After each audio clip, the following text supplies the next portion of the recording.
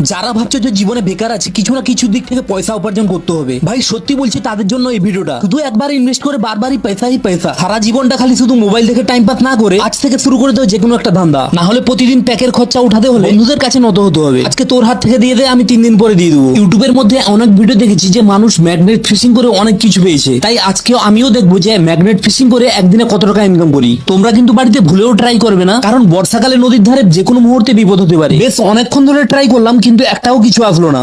আর এই দুটো ম্যাগনেট খুবই পাওয়ারফুল, যে কোনো লোহার টুকরো পেলে চিটে যাবে। অবশ্য অনেকক্ষণ ট্রাই করার পর কিছু একটা লেগেছে বলে মনে হচ্ছে। ও বাও, এটা তো সেলুন দোকানের দাড়ি কাটা যন্ত্র। এটা খারাপ হয়ে গেছে, এটার দাম 10 টাকাও হতে পারে নাকি তাও ঠিক নেই। চলো এবারে যাওয়া যাক একটা আলাদা লোকেশনে। এখানে নদী পারাপারের জন্য এই হচ্ছে বাঁশের পোল। বন্যার সময় জলের স্রোতে পোলও থাকে না আর বাঁশও থাকে না। এরপরে আমি যে জায়গাটা যাচ্ছি সেটা কিন্তু ম্যাগনেট ফিশিং এর জন্য পারফেক্টলি এলাকা। তাই 2-2.5 কিলোমিটার সাইকেল চালানোর পর পুরো ঘামে ভিজে গেছি। এখানকার লোক এই পোলটার উপর দিয়ে সবসময়